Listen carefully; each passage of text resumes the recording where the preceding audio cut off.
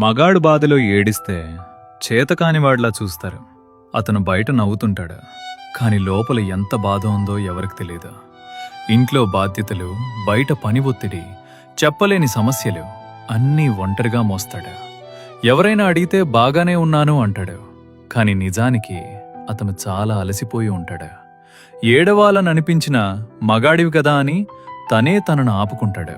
ఎందుకంటే సమాజం అతనికి నేర్పింది మగాళ్లు ఏడవకూడదు అని. కాని ఒకరోజు ఆపుకున్న భావాలన్నీ బయటపడతాయి. అప్పుడతను ఏడుస్తాడు. గట్టిగా కాదు, నిశ్శబ్దంగా.